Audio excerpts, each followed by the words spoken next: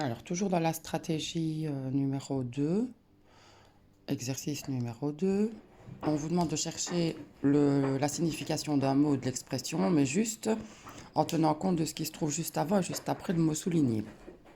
Donc ici, on parle d'un marchand de voitures. Donc, les parents de Mathilde possédaient une belle maison entourée d'un immense jardin. Au rez-de-chaussée, il y avait une grande salle à manger, un salon où ronronnait un feu ouvert, une cuisine complètement équipée. À l'étage, 6 chambres, 3 salles de bain et une salle de fitness. Son père était un marchand de voitures et semblait prospère. Ce métier lui permettait de bien gagner sa vie et chaque année, pour les vacances, il emmenait sa fille et son épouse dans les endroits les plus chics. Alors, le mot qu'il faut rechercher, c'est prospère.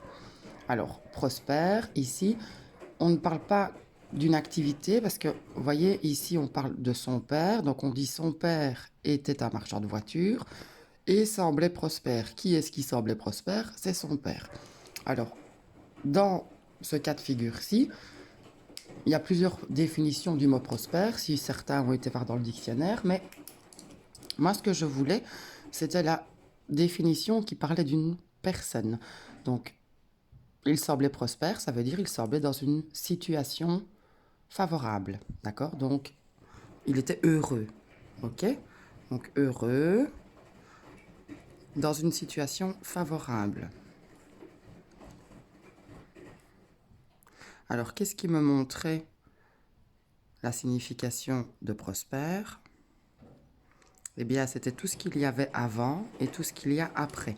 C'est-à-dire, on dit que ils ont une grande maison avec 6 chambres, 3 salles de bain, et que grâce à son métier, il gagnait bien sa vie, et qu'en plus, il emmenait sa femme et sa fille dans les endroits les plus chics. Donc tout ça, c'était ce qui me permettait de supposer que prospère voulait dire heureux ou dans une situation favorable.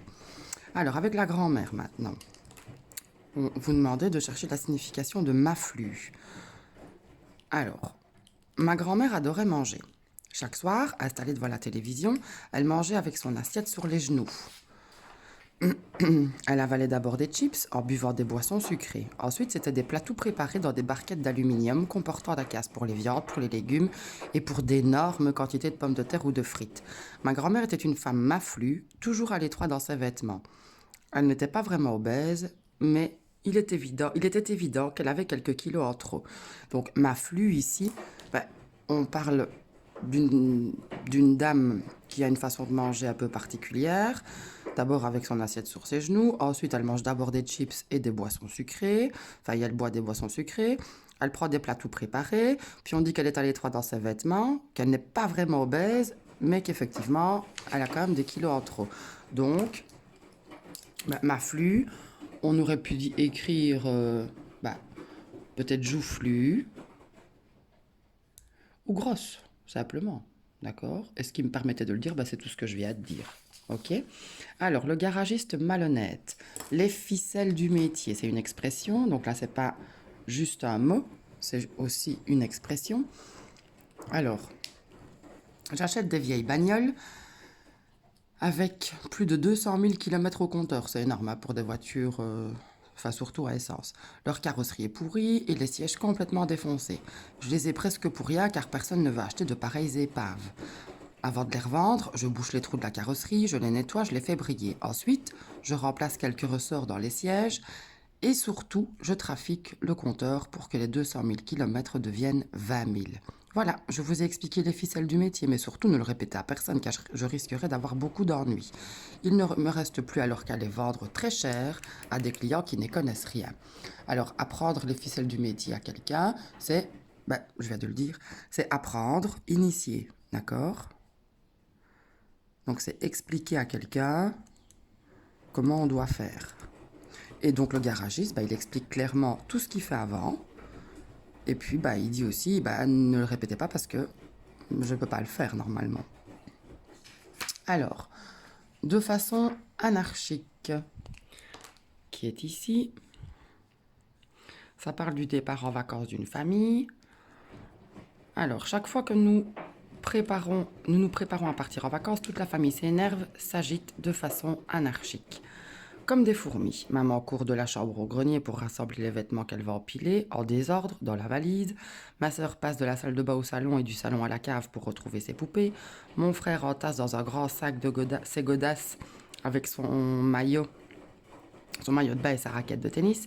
Au garage, papa ouvre le capot de la voiture pour vérifier le niveau d'huile, referme le capot, cherche ses clés, rouvre le capot pour vérifier le niveau d'eau, rabat le capot, contrôle la pression des pneus. Heureusement, moi, je reste calme et j'attends que l'ordre revienne avant de m'installer confortablement dans la voiture. Alors, de façon anarchique, puisqu'on voit, hein, normalement, quand on part en vacances, on fait une petite liste, par exemple, là, avec tout ce qu'on ne doit pas oublier. Ici, c'est pas vraiment le cas. La maman, elle n'a pas de liste, elle va partout. En plus, elle met du désordre quand elle empile tout dans la valise. La petite sœur, elle cherche après ses jouets. Le petit frère, pareil. Le papa, il fait un peu n'importe quoi avec la voiture. Il ouvre, il ferme, il ouvre, il ferme. Il n'y a qu'une personne qui attend que l'ordre revienne. Donc, de façon anarchique, c'est un peu n'importe comment. Et tout ce qui me le dit, c'est tout ce qu'on vient de dire. C'est l'explication de comment fait la maman, de comment fait le petit frère, de comment fait la petite sœur, etc. Alors, et on peut le dire avec ces mots. On n'est pas forcément obligé non plus d'écrire exactement ce qu'il est écrit dans le texte. Alors, tapis. Alors, de premier abord, on se dit, tapis, on sait bien ce que c'est. Mais non, ce n'était pas ça. Alors, les envahisseurs. Cet après-midi-là, quand la radio annonça que les envahisseurs n'étaient plus qu'à quelques kilomètres du village, les habitants abandonnèrent leurs maisons et leurs troupeaux pour se réfugier dans des grottes de la montagne. Là, bien tapis, ils étaient invisibles depuis la plaine et leur position leur permettait de voir sans être vus. Ils allaient pouvoir se remettre de leurs émotions et préparer leurs armes calmement.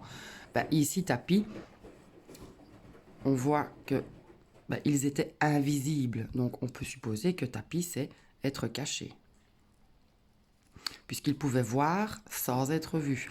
Donc, être invisible et voir sans être vu sont les deux choses qui me permettaient de dire la signification de tapis. Toujours dans le même texte, mais un peu plus loin, quelques heures plus tard, le soleil venait de se coucher et le ciel s'assombrissait. Soudain, des lueurs rouges, jaunes, blanches zébrèrent le ciel dans un vacarme assourdissant. On se serait cru en plein jour. Dans les grottes, les enfants hurlaient de terreur. Les vieux, quant à eux, restaient blottis au fond de leur refuge. Bientôt, un nuage de fumée grise s'éleva dans le ciel. Le village brûlait. Les hommes et les femmes, en âge de se battre, serraient les poings avec rage et se promettaient de prendre leur revanche bientôt. Alors, zébrer, c'est faire des zigzags, d'accord? Donc, comme ça. Comme finalement pourrait faire un éclair dans le ciel. Sauf qu'ici, il ne s'agissait pas d'un éclair, mais il s'agissait d'un incendie. D'accord? Donc, c'est faire des zigzags, zigzaguer. Ok? Je pense que, oui, l'activité 1 est terminée.